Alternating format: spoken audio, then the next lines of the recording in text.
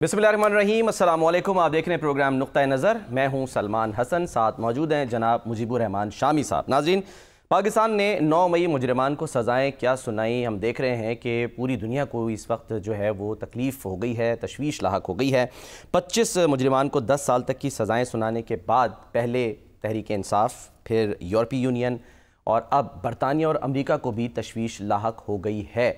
जो अमरीका के जो महकमा ख़ारजा के तर्जुमान हैं मैथ्यू मिलर साहब, उन्होंने एक बयान में कहा है कि पाकिस्तानी शहरियों को 9 मई एहतजाज में मुलविस होने पर फ़ौजी अदालत ने सज़ा सुनाई। फ़ौजी अदालतों में अदालती आज़ादी, शफाफियत और इंसाफ की ज़मानतों की कमी है। तो ये जो एक तरफ हम देख रहे हैं मामला, दूसरी तरफ अमेरिका की जानिब से कुछ रोज़ पहले 4 पाकिस्तानी इदारों पर भी मिसाइल प्रोग्राम में मुआवनत के इल्ज़ाम पर पाबंदी लगाई गई थी। अब उसके बाद आज वज़ीर आज़म साहब ने 2 टोक अल्फाज में एक तो इसे बिला जवाज़ करार दे दिया है और साथ ही उन्होंने ये कहा है कि न्यूक्लियर प्रोग्राम पर कोई समझौता नहीं होगा। दीगर ख़बरें भी हैं दिलचस्प। अडियाला जेल में आज मुलाकातों का दिन था, और क्या हुआ, मुज़ाकरात जो हैं उस पर क्या अपडेट है, क्या पेशरफ्त है, उसमें कुछ नई चीज़ें जो हैं वो भी सामने आ रही हैं, उस पर हम बाद में जाएंगे। लेकिन पहले ज़रा जिक्र कर लेते हैं। शामी साहब, आज काबीना इजलास में वज़ीर आज़म साहब ने 2 टोक बिल्कुल वाज़ेह पैगाम में कहा न्यूक्लियर प्रोग्राम पर कोई समझौता नहीं, एब्सोल्युटली नॉट कहा है। ज़रा सुन लेते हैं उन्होंने क्या कहा, फिर आगे बढ़ते हैं।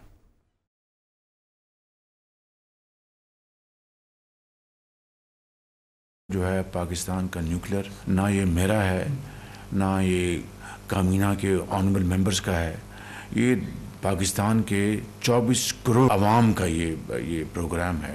ये तो 100% पाकिस्तान के डिफेंस में it is just deterrence, nothing else.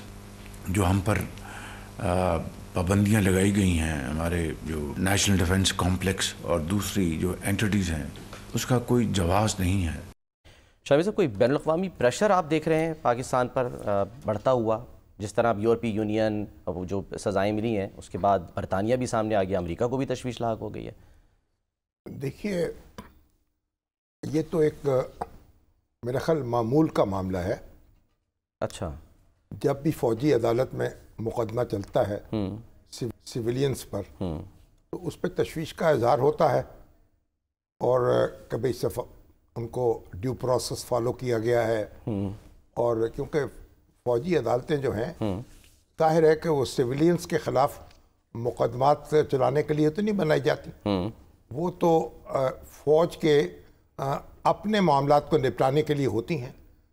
ज़्यादातर जो फ़ौजी खिलाफ वर्जी करते हैं अपने डिसिप्लिन की, अपने क़वायद व ज़वाबित की, उन पर कार्रवाई होती है। ठीक है। और इस तरीके से अगर कहीं फ़ौज जो है वो तलब की गई हो, कोई दहशत गर्दी के ख़िलाफ़ जो है जैसे जंग जारी हो, तो मुतलका इलाक़े में जो दहशत गर्द पकड़े जाएं, उनके ख़िलाफ़ कार्रवाई जो है उसमें गुंजाइश होती है कि फ़ौजी अदालत में उन पर मुकदमा चलाया जाए। सही।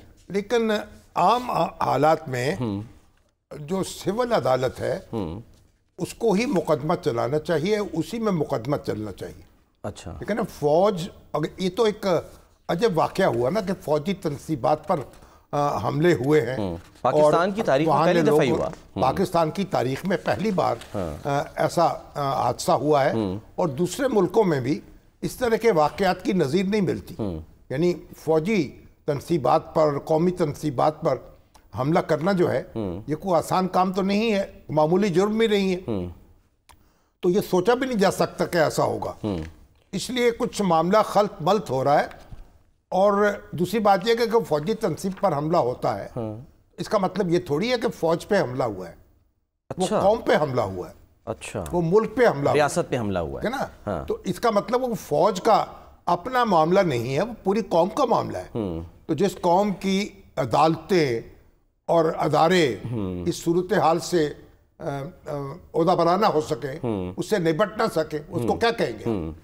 हमारी सिविल अदालतें जो हैं उनसे तवक्को रखनी चाहिए कि ऐसे मुजरमों की सरकोबी कर सकती हैं और तेज रफ्तारी से सजा दे सकती हैं। अगर ना करें तो फिर जाहिर है फिर ये तासुर कायम होता है। तो फौजी अदालतों के सपुर्द तो मामला होने नहीं चाहिए। मगर हमारी जो सिविल अदालतें हैं वो क्योंकि मतलूबा रफ्तार से काम नहीं कर रही और वहाँ मुकदमात लटके रहते हैं, इसलिए یہ جو لوگ ہیں ان کے مقدمے فوجی عدالت میں بھیجے گئے. اب دنیا جو کہہ رہی ہے اس پہ اضطراب کا اظہار ہو رہا ہے, تشویش کا اظہار ہو رہا ہے. اس میں امریکہ نے بھی تشویش کا اظہار کیا ہے اور برطانیہ نے بھی کیا ہے, مگر یہ نہیں کہا, برطانیہ نے بھی یہ کہا بھئی ہم اپنے آپ کا قانونی اور عدالتی نظام ہے, ہم اس میں کوئی مداخلت نہیں کر رہے ہیں, لیکن یہ توجہ دلا رہے ہیں اس طرف کہ جو ڈیو پروسیس ہے, جو انصاف کے تقاضے ہیں وہ پورے ہونے چاہیے. یعنی زیادہ جو ایشو ہے ان ممالک کو یا یورپی یونین کو وہ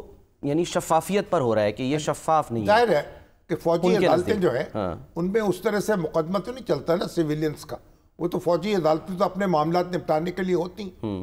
تو یہ کوئی معیاری یا مثالی بات نہیں ہے کہ سیویلینز کے مقدمے جو ہیں فوجی عدالت میں چلے. اچھا, شیخ مجیب الرحمان کا مقدمہ فوجی عدالت میں نہیں چلا, بھٹو صاحب کے خلاف فوجی عدالت میں مقدمہ نہیں چلا, حالانکہ اس وقت مارشاء اللہ تھا. بالکل. اور اگرتلہ سازش کیس بہت بڑی ایک بھیانک سازش اسے قرار دیا جاتا ہے. تو لیکن وہ معاملہ جو ہے وہ سول ایک ٹریبونل سے ان میں ہی چلا. پھر جو ذوالفقار علی بھٹو صاحب نے نیب کے رہنماؤں پر مقدمہ قائم کیا جسے حیدرآباد کنسپریسی کیس کہتے ہیں, اور حیدرآباد سازش کیس, وہ بھی مقدمہ جو ہے اس کی جو ٹریبونل تھا اس کی سربراہی لاہور ہائی کورٹ کے چیف جسٹس, یعنی بعد میں چیف جسٹس بنے, جیسے اسلم ریاض حسین کر رہے تھے. ٹھیک ہے, بلکہ پہلے بن گئے chief justice, sorry chief Aslam Riaz Hussain کر رہے تھے, اس کو لیڈ کر رہے تھے. تو یہ یعنی مقدمے جو ہیں جب آپ کا سول نظام مضبوط ہو, سول عدالتیں مضبوط ہوں, تو پھر وہاں مقدمے چلنے چاہیے. یہ خام خواہ کی ایک یعنی پخ لگانے کی کیا ضرورت ہے.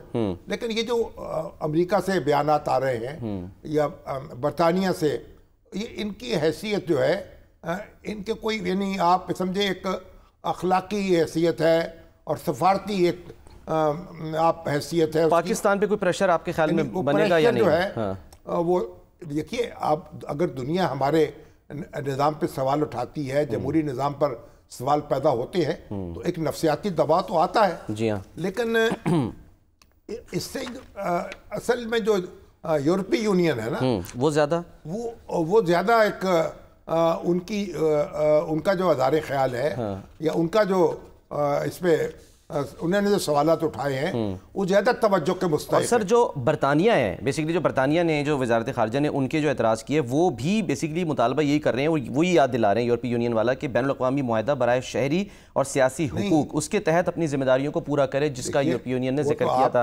International covenant on civil and political rights. یورپی یونین میں آپ کی برآمدات ایک اسپیشل سٹیٹس حاصل ہے ان کو. ٹھیک ہے, آپ کو رعایت ملی ہوئی ہے ٹیرف میں, جی ایس پی پلس جیسے کہتے ہیں. تو اس میں آپ نے ایک انڈرٹیکنگ دی ہوئی ہے. جی ہاں. اور رضاکارانہ طور پر اس میں کہا ہے کہ جو روایات ہیں ان کی اور بات قواعد ہیں, ضوابط ہیں, ان کو آپ فالو کریں گے. تو وہ وہاں آپ کے لیے تھوڑی مشکل صورتحال پیدا ہو سکتی ہے کہ وہ اگر اعتراضات کرتے ہیں. آرٹیکل 14 کا سر ذکر کیا جا رہا ہے اس کا, کہ آرٹیکل 14 ہے آئی سی سی پی آر کا. ہاں, اب اس میں ٹیکنیکلٹیز کی بات نہیں ہے, بنیادی بات یہ ہے کہ آپ کی جو تجارت ہے اور جو آپ کا سٹیٹس ہے وہ متاثر ہو سکتا ہے اگر آپ ان سوالوں کے تسلی بخش جواب نہ دے پائے. تو وہ اس کی اہمیت اور اس کا وزن زیادہ ہے. تو باقی یہ کہ میرا خیال حکومت پاکستان کو چاہیے کہ ان کو اس بات پر مطمئن کرے کہ یہ جو سزا ہے یہ کوئی انتہائی سزا نہیں ہے, یہ ابتدائی سزا ہے. اور پھر ان کو فوجی عدالت کے جو پروسیس ہے, جو پروسیجر ہے, اس سے بھی آگاہ کیا جائے اور بتایا جائے کہ ہائی کورٹ میں اور سپریم کورٹ میں ایک اس کے خلاف درخواست دائر ہو سکتی ہے اور ہوگی. یعنی حتمی فیصلہ جو ہے وہ قانون کی عدالت میں ہوگا, سپریم کورٹ میں ہوگا. تو میں خاص یہ وضاحت جو ہے ان کو مطمئن کر سکتی ہے. لیکن ہمیں یہ سمجھنا چاہیے کہ ہم کوئی جزیرے میں نہیں رہ رہے.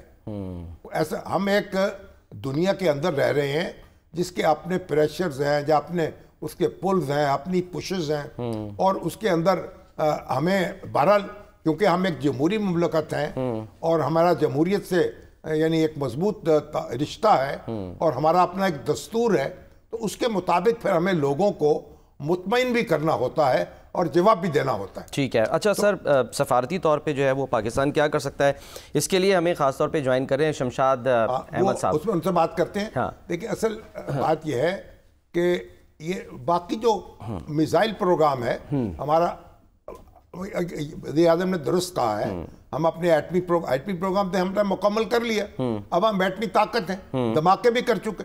جہاں میزائل پروگرام ہے وہ بھی ہمیں دیکھنا چاہیے کہ جو تشویش ان کو ہو رہی ہے کہ اتنے آپ نے دور مار میزائل کیوں بنا رہے ہیں، لانگ رینج، اس پہ ہمیں دیکھنا چاہیے. اس میں مطمئن بھی کرنا چاہیے قوم کو بھی اور لوگوں کو بھی کہ ہم تو سمجھتے ہیں کہ ہمارا جو سارا پروگرام ہے وہ اپنے دفاع کے لیے ہے. بالکل. اور ہمیں دفاع کا جو خطرہ ہے وہ تو ظاہر ہے کہ اپنے ہمسایوں سے درپیش ہے. تو پھر ہمیں اس طرح کے دور مار جو میزائل ہیں جس سے لوگوں میں تشویش پیدا ہو جائے پوری دنیا میں اور خاص طور پر اسرائیل میں، تو وہ پھر ہمیں اس پہ غور کرنا چاہیے، دنیا کو قائل کرنا چاہیے. کہہ دینا کافی نہیں ہے جو دفتر خارجہ کا جو رد عمل آیا جس میں وہ کہہ رہے ہیں کہ جی میزائل پروگرام سے امریکہ کو کوئی خطرہ نہیں ہے. امریکہ کو کیا خطرہ ہوگا، لیکن اگر ان کی تشویش ہو رہی ہے، اگر اس کا ہو رہا ہے کہ وہاں تک مار ہو سکتی ہے، تو پھر ایک بات چیت کے ذریعے سے یہ جو خدشہ ہے ان کا اس کو زائل کرنا چاہیے، اس کے اثرات کو ختم کرنا چاہیے. یہ بھی ضروری بات ہے نا. یعنی اپنا ایک نقطہ نظر تو ہم ظاہر کرتے ہیں، عزم کا اظہار بھی کرتے ہیں، لیکن پھر اس کے لوازمات بھی پورے کرنے چاہیے. یہ تھوڑی ہے کہ ہم ایک بندوق تان کے کھڑے ہو جائیں یا کوئی ہمارے اوپر بندوق تان کے کھڑا ہو جائے. بات چیت کے ذریعے سے اور دلائل کے ذریعے سے لوگوں کو قائل کرنا چاہیے اور ان کو سننی چاہیے بات. السلام علیکم شمشاد صاحب. جی وعلیکم السلام. جناب بہت مہربانی، شکریہ. آپ بتائیے یہ جو صورتحال پیدا ہوئی ہے، یورپی یونین کی طرف سے کہا جا رہا ہے اور ہماری جو ٹریڈ بھی اس سے متاثر ہو سکتی ہے، اور برطانیہ اور امریکہ بھی یہ کہہ رہے ہیں، تو آپ کیا کہیں گے کس طریقے سے ڈیل کرنا چاہیے اس معاملے کو؟ دیکھیں جہاں تک سفارتی سطح کا تعلق ہے تو وہاں تک تو ہم درست جا رہے ہیں. فارن آفس کی طرف سے ٹھیک بیان آیا ہے، لیکن اصل میں ہمیں سمجھنا یہ بھی ہوگا کہ یہ ضرورت کیوں پیش آئی ہے امریکہ کو یا یورپین یونین کو. اور جب کوئی بھی ایسا ملک جو یہ بڑی طاقتیں سمجھتی ہیں کہ ان کے لیے مسئلہ ہے یا مسئلہ پیدا کر سکتا ہے، تو اس کو پریشر میں لانے کے لیے وہ موقع کی تلاش میں رہتا ہے. اور اس وقت پاکستان اپنی تاریخ کے نازک ترین دور سے گزر رہا ہے. یعنی اندرونی طور پر ہم ایک ایسے بحران سے گزر رہے ہیں جس کو ہر ملک جو اپنے مقاصد حاصل کرنا چاہتا ہے یا کرنا چاہے گا تو اس بہترین موقع سے فائدہ اٹھا کے ہر وہ قدم اٹھائے گا جو وہ اٹھا سکتا ہے. اور یہی ہم آج دیکھ رہے ہیں. تو اب مجھے چونکہ میں ان سب بحرانوں سے گزر چکا ہوں، اور یہ جو بات کہتے ہیں کہ خدشہ ہے امریکہ کو، کوئی خدشہ نہیں ہے. کبھی امریکہ کو پاکستان کی طرف سے خدشہ نہیں ہو سکتا. ٹھیک ہے جی، تاریخ گواہ ہے، ان کو سب چیزیں پتہ ہے. لیکن اس وقت پاکستان ایک ایسے مرحلے میں ہے جہاں آپ دیکھ رہے ہیں کہ امریکہ کی صدارتی ٹیم بدلنے جا رہی ہے. وہاں اب نئی سسٹم شروع ہونے والا ہے، اس کا بھی کسی کو پتہ نہیں کہ وہ کس قسم کا ہوگا، کوئی پریڈکٹیبل نہیں ہے حالات وہاں بھی. اور باقی یورپین یونین، ان کے ہمیشہ قوانین آگے آڑے آ جاتے ہیں. انہوں نے جب بھی مسئلہ پیدا ہوا ہے ہیومن رائٹس کے حوالے سے تو یہ جی ایس پی کا مسئلہ ہمیشہ آیا ہے. وہ قانون فالو کرتے ہیں کیونکہ ان کے ہاں قانون اندرونی طور پر بھی وہ آئین کو فالو کرتے ہیں، اپنے ہر قانون کو فالو کرتے ہیں، اور بین الاقوامی سطح پر بھی. تو اس وجہ سے آپ صرف دیکھیے اپنے آپ پر کہ آپ کیوں کمزوری کی. مگر شمشاد صاحب ابھی ہمارے ہاں بھی تو بات چیت کا سلسلہ شروع ہے. حکومت اور اپوزیشن جو ہے اس کے درمیان ایک یعنی کفر ٹوٹا ہے خدا خدا کر کے، اور آپس میں بات چیت ہو رہی ہے. آغاز تو ہو چکا ہے نا. تو آپ کیا سجیسٹ کریں گے اس سلسلے کو کیسے آگے بڑھانا چاہیے؟ مذاکرات کا چیپٹر نظر آ رہا ہے. جو مذاکرات آپ بھی شاید آپ کے پروگرام میں یا پہلے آپ کے ساتھ ہوتا تھا مذاکرات دنیا ٹی وی پر، تو اس حوالے سے بھی میں کچھ کہنا چاہوں گا. لیکن میں پہلے یہ جو آپ کا سینکشنوں والا مسئلہ ہے اس کے بارے میں صرف اتنا ہی عرض کر دوں کہ مجھے یاد ہے کہ 1997 میں 98 میں جب انڈیا نے دھماکے کیے تھے تو اس وقت ہمارے لیے ایک ایسی سچویشن پیدا ہو گئی تھی کہ ہمیں جواب دینا تھا، لیکن امریکہ نہیں چاہتا تھا کہ ہم جواب دیں، اور اس نے پہلے دن سے ہی دباؤ میں ہمیں رکھا، پریشر میں رکھا، ایک بڑی ٹیم وہاں سے بھیجی، اور پریزیڈنٹ کلنٹن نے نواز شریف کو کئی دفعہ فون کیا، ٹونی بلیئر سے فون کروائے، لیکن یہ تھا کہ ہم نے سفارتی سطح پر ایک پالیسی اس وقت بنا لی تھی جس پر ہم نے بڑے طریقے سے عمل کیا تھا کہ ہم نے نہ نہیں کرنی، کہ نہیں ہم میں نہ مانوں والی بات نہیں کریں گے، ہم ان کو انگیج رکھیں گے، اور انگیجمنٹ کے ذریعے سے ہم ان کو ساتھ ساتھ یہ بھی بتا دیں گے کہ ہم جلدی میں نہیں ہیں، ہم کوئی جلدی میں کوئی کام نہیں کریں گے، اور جو بھی فیصلہ کریں گے وہ اپنے قومی مفاد کے مطابق کریں گے۔ تو اس طرح کرتے کرتے ہم نے 17 دن لے لیے، اور 17 دن میں ہم نے اپنی ساری جو کمزور تانے بانے تھے ان کو ٹھیک کر لیا، اور ایونچولی وہ وقت جب آیا تو ہم نے اپنا ٹیسٹ کر دیے۔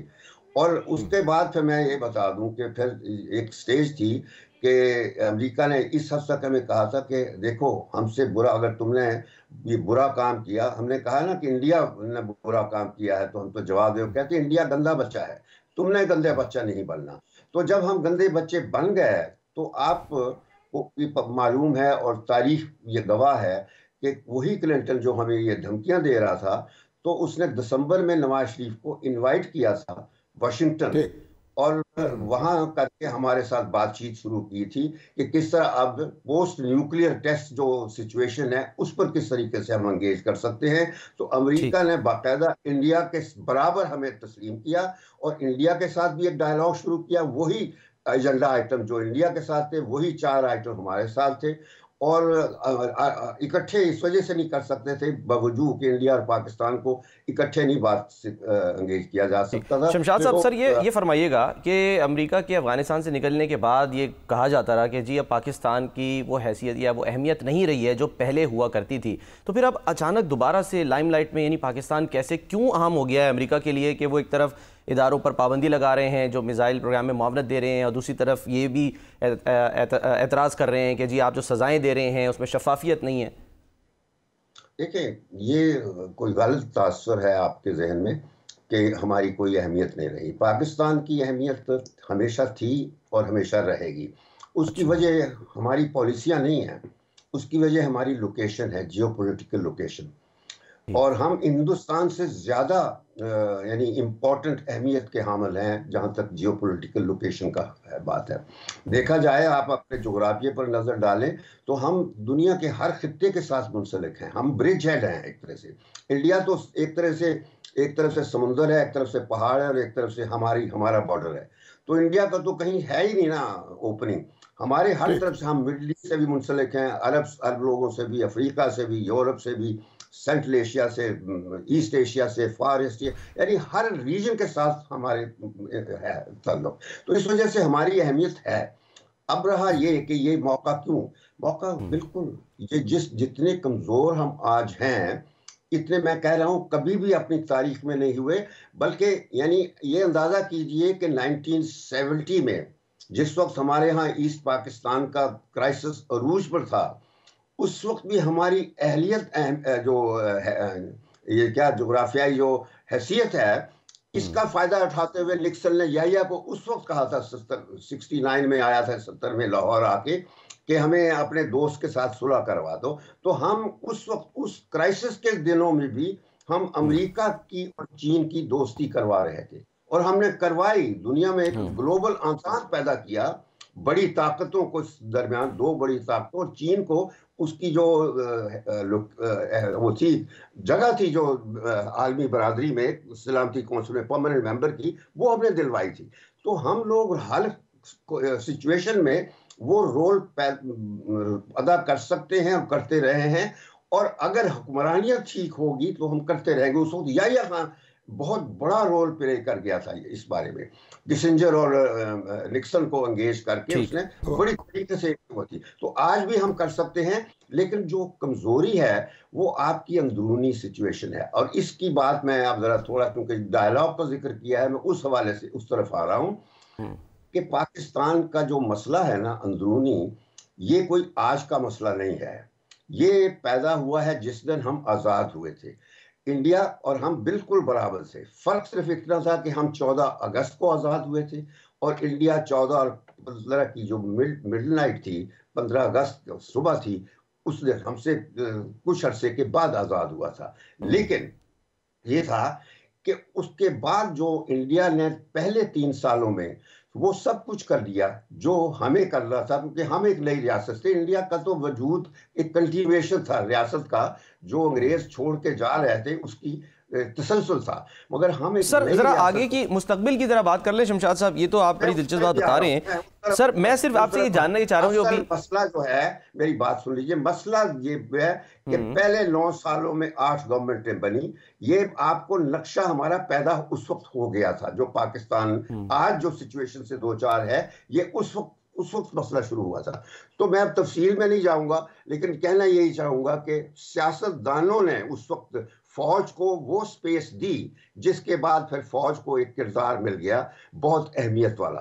اور اس کا یہ ہوا کہ ایوب خان نے لے کر وہ پھر 11-12 سال رہا اقتدار میں, مگر وہ پاکستان کے لیے بہترین پیریڈ تھا, کیونکہ اس دور میں پاکستان معیشت کے حوالے سے, استحکام کے حوالے سے, انٹرنیشنل سطح پر ہر لحاظ سے بہت اونچا گیا. ایوب خان کے زمانے میں ایوب خان کو ایشین ڈیگول کا یورپین کہا کرتے تھے, اور ہماری معیشت ایک ماڈل بن رہی تھی دوسرے ملکوں کے لیے. لیکن اس کے بعد پھر جو یحییٰ خان اور بھٹو نے مل کر ملک کے ساتھ کیا, اور پھر جو بھٹو نے اپنے 6-7 سالوں میں ملک کے ساتھ کیا, تو وہ جو سیاست دانوں کا کھیل تھا جو پہلے 9 سال والا, وہ اس کا تسلسل تھا جو بھٹو کا پیریڈ تھا. اور اس کے بعد پھر ایوب خان نے اپنا دور لایا. نہیں, اب ہم جہاں آج کھڑے ہیں وہاں ہمیں کیا کرنا چاہیے؟ یہ وہی تسلسل ہے, وہ سیاسی تسلسل ہے جو بالکل بھٹو کے بعد یا ضیاء کے بعد جو سیاسی تسلسل شروع ہوا تھا, یہ وہی کنٹینویشن ہے. وہی 4 حکومتیں بنی پہلے 90 کی دہائی میں, مگر اس سے نجات بھی تو حاصل کرنی ہے نا, آگے بھی تو بڑھنا ہے. آگے تو پھر ایک ہی طریقہ ہے نا. یہ بالکل بہت اچھی بات ہے. میں تو کہتا ہوں کہ یہ کاش یہ ہمارے سیاستدان سوچ لیں. اس وقت جو ڈائیلاگ کی بات شامی صاحب آپ کر رہے ہیں نا, دیکھیں ڈائیلاگ جو ہوتا ہے نا وہ 2 پارٹیوں کے درمیان ہوتا ہے, اور جن میں کوئی میوچویلٹی بھی ہوتی ہے, کوئی کامن گولز ہوتے ہیں, لیکن اس وقت کچھ بھی نہیں ہے. یہ 2 فریق جو ہیں یہ اس وقت اپنے اپنے مفادات کی بنا پر بات کریں گے, تو یہ ڈائیلاگ نہیں ہوگا. جو ہمیں ضرورت ہے وہ ہمیں ایک ایسی ضرورت ہے جس میں سارے پورے سیاسی کارڈز وہ اکٹھے ہوں.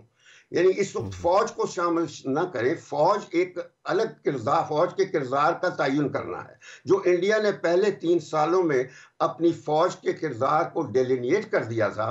سر فوج نے تو اپنے کردار کا تعین خود کر لیا نا. فوج نے تو اس سے زیادہ واضح الفاظ میں کیا کہا کہ فوج نے کہ ہم نے آنا ہی نہیں ہے سیاست میں. سر ارے بھائی بات سن لیجئے, میں یہ کہہ رہا ہوں جو انڈیا نے پہلے 3 سالوں میں کر لیا تھا نا, ہم آج 77 سالوں کے بعد ہمیں آج کرنا پڑ رہا ہے, کیونکہ اس کے بغیر ملک واپس اپنی اصلی جگہ پہ نہیں جا سکتا, کبھی نہیں جائے گا. آپ یہ نوٹ کر لیجئے, تاریخی بات میں بتا رہا ہوں, بس سیدھی سی بات کہہ رہا ہوں کہ اگر آپ نے ملک پاکستان کا دیکھنا ہے تسلسل اور وجود کو جاری رکھنا, تو ہمیں فوج کا وہ کردار ریوائیو کرنا ہوگا جو کردار ہر ملک میں ہوتا ہے. جہاں فوج ہوتی ہے اس کا ایک کردار ہے, اور ہمارے آئین میں دیا گیا سب کچھ.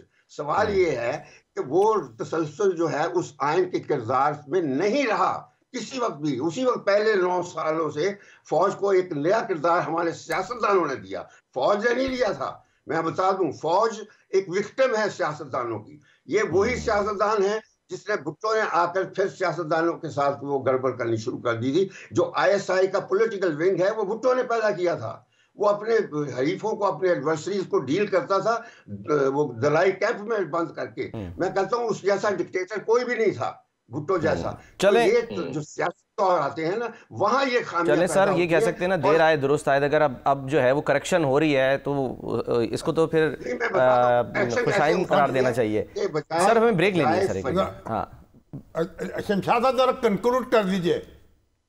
بس کنکلوڈ میں صرف یہ کہنا چاہوں گا کہ ڈائیلاگ کی بات کر رہے ہیں نا, تو یہ بنیادی طور پر ایک آل پارٹیز گیدرنگ ہونی چاہیے، اس میں کوئی فریق نہ ہو، فریقوں میں اپنے مفادات آ جاتے ہیں، اور اس کا صرف ایک ہی صرف ایجنڈا ہونا چاہیے کہ ملک کو آئینی صورت یا rule of law based governance کیسے دینی ہے، بس رول آف لا بیسڈ، جس میں آئین اور جوڈیشری اور پارلیمنٹ اور جو ہے حکومت اور پولیس فوج، اس سب کے کردار جو دیے گئے ہیں کہ ہم نے ان کے رولز کو کس طرح ایڈھیر کرنا ہے، اس پہ سارے سیاستدان اکٹھے ہو جائیں، اور تو فوج کو پھر فریق بنایا جائے، اس وقت کہا جائے کہ ہم نے فیصلہ کر لیا ہے، مجھے کوئی دلچسپی نہیں کہ میرے بھٹو جو ہے وہ پرائم منسٹر بنے، مجھے کوئی دلچسپی نہیں کہ مریم پرائم منسٹر بنے، اس وقت ملک کی حالت ہے تو ملک کے لیے ایک ایسا ایجنڈا بنا کے ایک ون لکاتی صرف وہ رکھیں کہ جس میں فوج کا رول ڈی ڈیفائن کر دیا جائے، اور فوج ول ویلکم، میں آپ کو بتا دوں یہ فوج وکٹم بنی ہوئی ہے ان دو سیاسی خاندانوں کے جو وراثتی خاندان ہیں، انہوں نے اس وراثتی وجہ سے یہ سارا سلسلہ خراب ہوا ہے، جس کی وجہ سے آج ملک اس نتیجے میں پہنچا ہے۔ ٹھیک ہے، چلیں سر، بہت بہت شکریہ شاہد احمد صاحب، بہت بہت شکریہ آپ کا۔ سر ایک کوئک بریک لیتے ہیں، بریک کے بعد ہم واپس آتے ہیں۔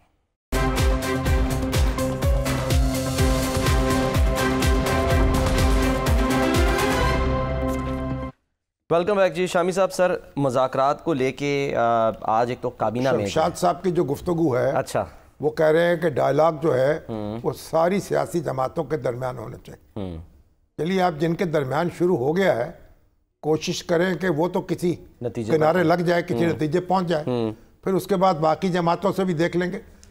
اس وقت جو ڈائلاگ ہو رہا ہے وہ ساری جماعتیں اس میں شریک ہیں جو کسی نہ کسی طور قومی اسمبلی میں یا صوبائی اسمبلیوں میں موجود ہیں۔ صرف مولانا فضل الرحمان اس کا حصہ نہیں ہے، اور ہمارے جو مینگل صاحب ہیں، یعنی ایک اور جماعت ایسی ہے، باقی 90% جماعتیں وہ موجود ہیں جو اسمبلیوں میں ہیں۔ ان کے درمیان کوئی کنسنسس ہو جائے اور معاملات جو ہیں آگے بڑھے تو پھر باقیوں کو بھی شریک کیا جا سکتا ہے۔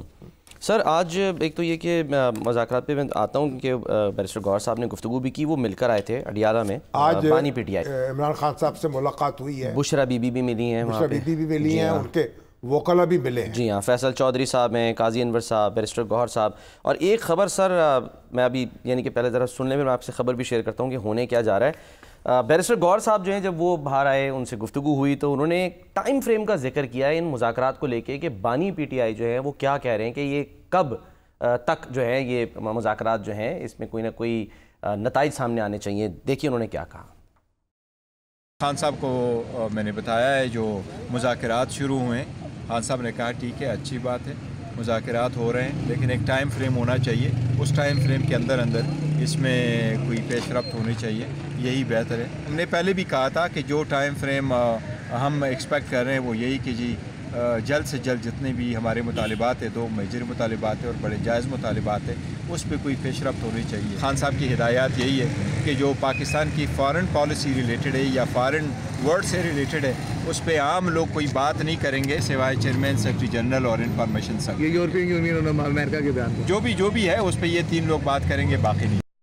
مطالبات سے متعلق سر اسد قیصر صاحب کی ذرا بات بھی سن لیں کہ وہ ایک تیسرا جو ہے وہ مطالبہ لے کر آئے ہیں سامنے، وہ کیا ہے دیکھیے۔ ہم چاہتے ہیں کہ سویلین سپریمیسی ہو، انتقام کی بنیاد پہ انہوں نے یہ ساری کیسز بنائے ہیں، اس کی کوئی قانونی حیثیت نہیں ہے۔ جو اس وقت ملک میں ان لافل انلیگل اقدامات ہو رہے ہیں اس کو بند کیا جائے، عمران خان اور جتنی بھی ہماری لیڈرشپ ہے ورکر ان کو رہا کیا جائے۔ آئین ہمیں حق دیتا ہے کہ ہم پرامن احتجاج کر سکتے ہیں۔ میں چیلنج کرتا ہوں کہ پی ٹی آئی کی کسی ایک کارکن کو دکھائے کسی نے گملہ توڑا ہو، کسی نے شیشہ توڑا ہو، کسی نے تشدد کیا ہو۔ پہلے سر ذرا ٹائم فریم کی بات کریں کہ ٹائم فریم جو ہے وہ کہہ رہے ہیں بانی پی ٹی آئی۔ اب یہ تو ان کا نقطہ نظر ہے، ابھی تو یعنی ابھی شروع ہی نہیں ہوئی بات چیت۔ ہاں جی، باقاعدہ ان کا ابھی تو اس میں ٹائم فریم دے دیں کتنی، آپ پستول رکھ کے تو بات نہیں کر سکتے نا۔ جلدی کس بات کی ہے؟ جلدی مطلب اب بات چیت شروع ہوگی، کوشش کریں معاملہ جلد نبٹ جائے۔ ابھی تو وہ کہہ رہے کمیشن بنایا جائے 9 مئی کے حوالے سے بھی اور 26 نومبر کے حوالے سے فرق یہ کمیشن بن جاتا ہے तो 2 कमीशन बनेंगे या 1 बनेगा, और फिर अगर उसके बाद फिर जो कहते हैं आप लोगों को रहा कर दिया जाए, फिर तो कमीशन की रिपोर्ट आएगी तो फिर रहाई होगी ना। अच्छा, तो फिर आप दोनों पहले रिहा हो गए उनका क्या होगा? दोनों में तजाद है ना। अच्छा, अब पहले तो आप जिम्मेदारों का तयन कर रहे हैं और जिम्मेदारी का भी तयन कर रहे हैं, किसने क्या किया। उसके बाद कह रहे हैं कि फौरी तौर पर ये सब जो पकड़े गए लोग हैं उनको सियासी कैदी करार देकर छोड़ दिया जाए। तो फिर अगर आप उनको छोड़ दिया जाए तो फिर कमीशन क्या करेगा? पहले कमीशन काम करेगा तो फिर नतीजा तक छोड़े जाएंगे ना अपनी। तो इसी तरह हमारे असद कैसर साहब कह रहे हैं, उनका दावा है कि जनाब हमने तो गमला भी नहीं तोड़ा, हम तो पुरअमन एहतजाज किया। हाँ जी। असद कैसर साहब आपकी बात सार आंखों पर, लेकिन ये आपका दावा है, जो आपके हरीफ है उनके इल्जामात मुख्तलिफ हैं। बिल्कुल। और वो तो यानी वो जो लोग रेंजर्स के और पुलिस के शहीद हुए हैं, जख्मी हुए हैं, उनकी निशानदेही भी करते हैं। तो बहरहाल मगर मामला ये है कि तहकीकात हो जाए तो इसमें कोई मजाका नहीं है, ताकि दूध का दूध पानी का पानी हो जाए। तो अच्छा, फरीकैन जो हैं वो दावे जो भी करें, और हमारे इरफान सदीकी साहब ने तो आज कॉलम भी लिखा है। हाँ जी। उन्होंने कहा भाई ये सियासी अदम इस्तेहकाम का जो रोना रहा जा रहा है, बयानिया जो है, बयानिया ऐसे घड़ लिया है आपने, हर चीज़ ठीक हो रही है, मईशत भी ठीक हो रही है, मामलात यानी निबट रहे हैं, हुकूमत चल रही है, मुस्बत इशारे सामने आ रहे हैं मईशत को लेके। हाँ। तो उनका एक नुक्ता नज़र है, इनका एक नुक्ता नज़र है, बैठे एक दूसरे की बात सुने, अपना टेलीविज़न स्क्रीन पर भी लोगों को ललकारने की बजाय एक थोड़ा सा बैठ जाएं, अपनी बात समझा दें या दूसरे की बात समझ ले, कोई रास्ता निकाले आगे ताकि सुकून हो। एहतजाजी सियासत जो है वो ख़त्म होनी चाहिए, और ये सड़कों की सियासत जो है, और ये हमें तय करना चाहिए।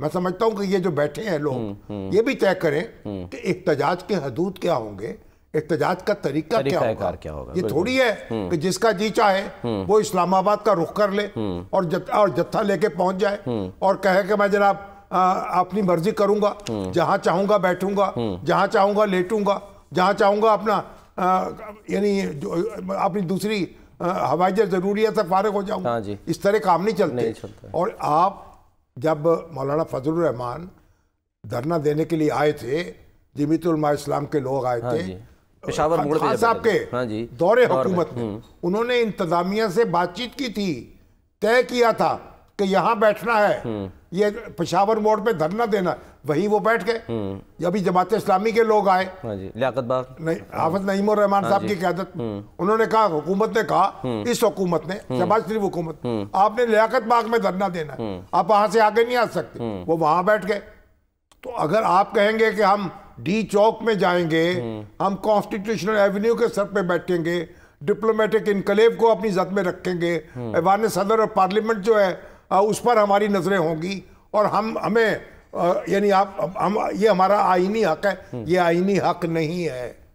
आईनी हक जो है कानून के ताबे है, आप इंतजामिया से मिलके, इसलिए ये भी बात है हमारी सियासी जमातों को तय करना चाहिए, भाई एहतजाज का तरीका क्या होगा, उसके हदूद व क़यूद क्या होंगे, उसके ज़ाब्ते कायदे क्या होंगे, और सर उस पर फिर अमल भी करें ना। अच्छा, ये करना होगा। कल सर आपने लोग जो हैं, लोगों की अमलाक को नुकसान पहुंचता है, उनकी गाड़ियां जला दी जाती हैं, उनके मोटरसाइकिल बर्बाद हो जाते हैं, उनके रास्ते बंद हो जाते हैं, मरीज दम तोड़ देते हैं एम्बुलेंसेज में। तो फिर ये देखिए, ये मामला दुरुस्त नहीं है। हुकूमत चाहे शहबाज शरीफ साहब की हो, चाहे नवाज शरीफ साहब की हो, चाहे बिलावल भुट्टो जरदारी साहब की हो, चाहे इमरान खान साहब की हो, उसके साथ सब लोगों को तय करना चाहिए। जिस तरह आप खेलते हैं ना, खेलते हैं, क्रिकेट खेलते हैं, हॉकी खेलते हैं, उसके कवायद ज़वाबत हैं। बिल्कुल, कवायद ज़वाबत सियासत के भी क़यादत ज़वाबत हैं। ये नहीं हो सकता कि जो चार्चर्स जो है कहे मेरा हक है पुरअमन एहतजाज, और पुरअमन का नारा लगा के जो चाहे कर तोड़ कर दे। सर कल आपने इसी प्रोग्राम में ना एक तजवीज़ दी थी हाउस बनी गाला शिफ्ट होने की, कि बानी पीटी गाला शिफ्ट कर सकते हैं, किसी रेस्ट हाउस में कर सकते हैं, ताकि वहाँ आना जाना जो है आसान हो जाए। आरिफ अलवी साहब आपको बड़ा क्लोजली क्योंकि देखते हैं, उन्होंने आज उसका जवाब दिया है, ज़रा सुनते हो गया। आरिफ अलवी साहब ने, साबिक सदर, वो क्या कह रहे थे, दिखाइए जी। लोगों ने सियासत में हिस्सा लिया یا لے رہے ہیں، سب کا ٹرائل ہونا چاہیے. بالکل کلیئر ہے نا، جب ایک کا ہوگا تو سب کا ہوگا. مجھے تو یہ بات ہے کہ یہ اپنے لیے بھی خبر کھود رہے ہیں. بات چیت اس سے ہوتی ہے صاحب اقتدار ہوں، مقتدر ہوں، صاحب حکومت نہیں، مقتدر ہوں. ملک کے حوالے سے مذاکرات چل رہے ہیں. مذاکرات کی تو پہلی چیز یہ ہے کہ کم سے کم یہ کیسز تو وڈرا کرو. تبدیلی آنے والی ہے، جو ستارے ہیں وہ کانفلوئنس میں آ گئے ہیں. 1-1.5 مہینے سے زیادہ لمبی بات نہیں ہے. خان صاحب رہا ہوں گے، عمران خان صاحب کو رہا کر کے جناب ہاؤس اریسٹ میں کر دیں. یہ میں تو مشورہ دوں گا خان صاحب کو کہ یہ تجویز پر نہیں عمل کریں. کہہ رہے ہیں نہ عمل کریں ہاؤس اریسٹ کی تجویز کے اوپر. یہ نہ عمل کریں ابھی کون سی، یعنی سوت میں کپاس ڈولائے سے لٹم لٹا. دادا جی مریں گے تو ہوگی نا. اب مذاکرات جب ہو رہے ہیں تو میں نے تو سکا ان کو سہولت کاری کر دی جائے، وہ ان کا تو ایکسیس آسان بنا دی جائے. یعنی بانی پی ٹی آئی سے زیادہ جو سہولت ہوگی وہ ان لوگوں کے لیے ہوگی جو باہر بیٹھے ہیں، جو ملنے جا رہے ہیں، ان کو بھی ہوگی. آج نہیں گئے نا، مذاکرات مکمل ہو جائیں گے پھر رہائی کی بات بھی ہو جائے گی. آج کہا جا رہا تھا سر کہ شاید جائے گی، لیکن مذاکراتی کمیٹی اب یہ اطلاع آ رہی ہے کہ 26 دسمبر کو جو ہے وہ ملاقات کے لیے جائے گی. اور ایک خبر سر اور ہے، اور وہ یہ کہ ہمارے جو کورسپونڈنٹ ہے رائے احمد بھٹی صاحب، انہوں نے دیے کہ جی بشرا بی بی جو ہیں وہ عنقریب بنی گالہ منتقل ہو رہی ہیں، اور اب بنی گالہ جو ہے وہ اپنا مرکز بنائیں گی. انہوں نے جو ہے وہ بیل لے لی ہے ATC پنڈی سے، ارشاد دہشت گردی اسلام آباد سے. خان صاحب تک جو ایکسیس جو ہے اس کو آسان بنایا جائے. تو رانا ثناء اللہ صاحب نے بھی اس کی حمایت کی ہے. جی ہاں، دیکھیے یہ تو جب بات چیت ہو رہی ہے تو جو مذاکراتی کمیٹی ہے، جو خان صاحب عمران خان صاحب، ان کا استحقاق ہے یہ کہ ان کو بات چیت کے، مشاورت کے اور تبادلہ خیال کے مواقع فراہم کیے جائیں. یہ تو نہیں ایسے ہو سکتا کہ منہ پہ پٹی لگا کے تو نہیں آپ مذاکرات کر سکتے. تو یہ اس میں ان کو، اور ڈاکٹر عارف علوی صاحب آپ ذرا تھوڑا سا ذرا غصہ ٹھنڈا کریں.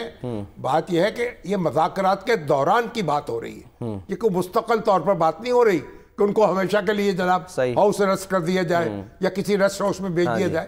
یہ تو ایک یعنی سہولت فراہم کرنے کی بات ہے، اور اس میں کوئی مذاکرہ نہیں ہے کہ اگر ایسا کیا جائے تو ماحول جو ہے میرا خیال ہے بہتر ہو جائے. سر ظاہر ہے بہت ساری چیزیں آپ بھی کہا تھا کہ کیا کرنے کی ضرورت ہے. اب عمر ایوب صاحب جو ہیں وہ بھی اس طرح کی باتیں کر رہے ہیں، کہہ رہے ہیں جی مجبوری ہے، جی مذاکرات مجبوری میں کر رہے ہیں، فارم 47 کی حکومت ہے. اب یہ باتیں پھر وہ نئے الیکشن کا بھی اس میں جو ہے مطالبہ کر رہے ہیں، جو مرضی چاہے کریں. ہاں، جو عمر ایوب صاحب ہیں وہ تو جب عمران خان صاحب کا ذکر کرتے ہیں ان کو وزیر اعظم کہتے ہیں، تو ان کا اپنا دل کلیجہ ٹھنڈا کر لیں اور جو گفتگو کرتے رہیں.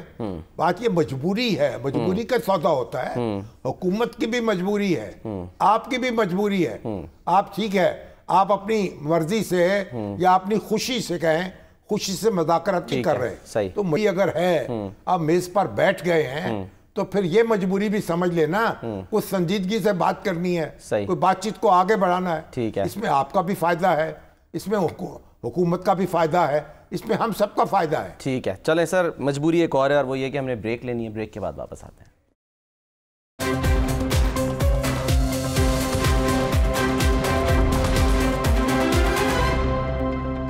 پروگرام کا وقت ختم ہوتا ہے. ناظرین اپنا خیال رکھیے. اللہ حافظ.